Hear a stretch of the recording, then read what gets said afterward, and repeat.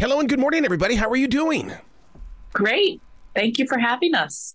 Thanks for having us. I'm very excited to share a conversation with you because why has this been such a cover-up? Quiet on Set, our documentary series that premieres on Investigative Discovery on Sunday, March 17th, and then on spools over 2 nights. So it's 2 nights, March 17th and March 18th, reveals the sometimes dark underbelly of what was really occurring behind the scenes on some of Dan Schneider's sets at Nickelodeon. And this is a story that many have been curious about for many, many years. Many individuals had seen footage from these shows that contained, they had seen skits that were arguably sexual in nature and featured child actors at the time, and wondered what was really happening behind the scenes that sort of facilitated or enabled these skits to be made. And we thought that was a really legitimate line of questioning. And we think it's very important to deeply interrogate the way culture is made, because culture, of course, is consumed by hundreds of thousands, if not millions of people, and in this case, kids, and influences their sense of what's normal.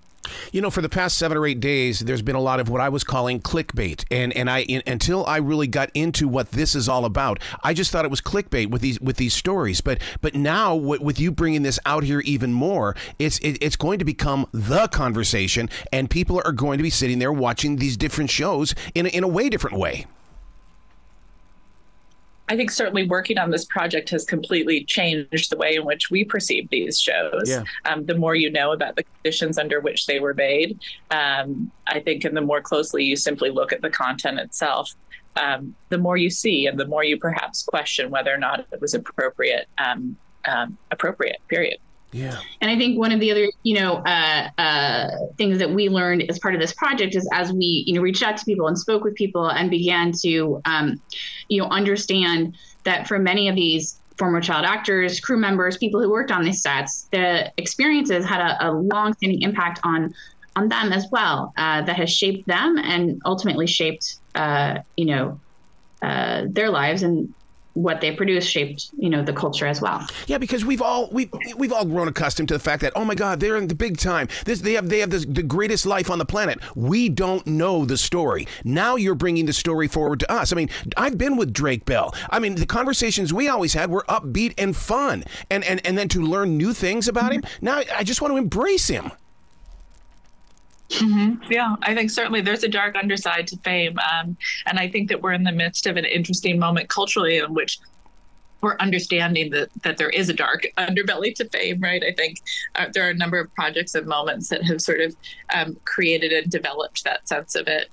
You mentioned that many of these, that we tend to imagine that celebrities are experiencing a really wonderful life. Yes. And that they're sort of existing in this place in which they're celebrated and their work is celebrated, and they have, fame and fortune and often good looks. And I think when it comes to child stars in particular, that's often not the whole story, right? Wow. There's a lot of, power dynamics at play for children, right? Child actors, sometimes they're a breadwinner in their family.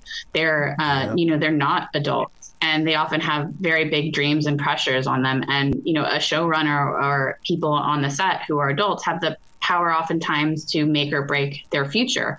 And you may not always feel the power or the agency to speak up when you're uncomfortable. When you do a docuseries like this, don't you have to look over your shoulder, because you're taking on a big company? You're sharing stories that have always been swept underneath the rug. We move carefully. We take our journalistic practice very seriously. It's incredibly important that we put information out there that is accurate when it comes to this story in particular, when it comes to the sort of interrogation of Dan Schneider's sets and the conditions that occurred at Nickelodeon during a certain era of time. There's a lot of misinformation out there. There's a lot of conspiracy theory, and it was important to us to be able to separate fact from fiction. And what you'll see in Quiet on Set are revelations, new information, incredible first-person accounts that have been verified.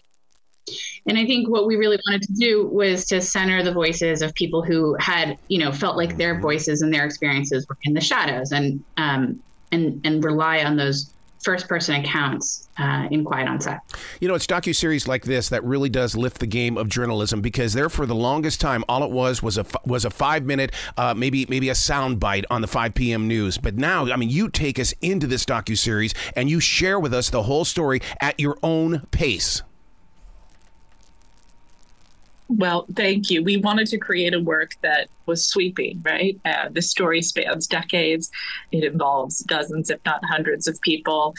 It arguably involves hundreds of thousands of people if you're including the audience in it. So it was important to us that we open our lens, right? That we open our aperture and contextualize these incredible first-person accounts. Yeah. And we're so grateful to our partners at ID who gave us 4 hours, so the space to really include a number of incredible first-person accounts. Is it going to grow beyond this in the way of, is there a website for those that, you know, that are a little shy and don't want to come out but just need to talk to someone because they did experience something? Well, look, we would love to hear from people who are now feeling comfortable to share their stories, and certainly eager to continue that conversation and continue to tell these stories with anyone who is ready to share. Okay. Well, this platform is always open to help you guys out, man, to get that word out there even a little bit further. Please come back to this show anytime in the future. Thank you so much. Thank you. Thank you for what you're doing. Be brilliant today, you two. Thank you. Have a good one. Thank you.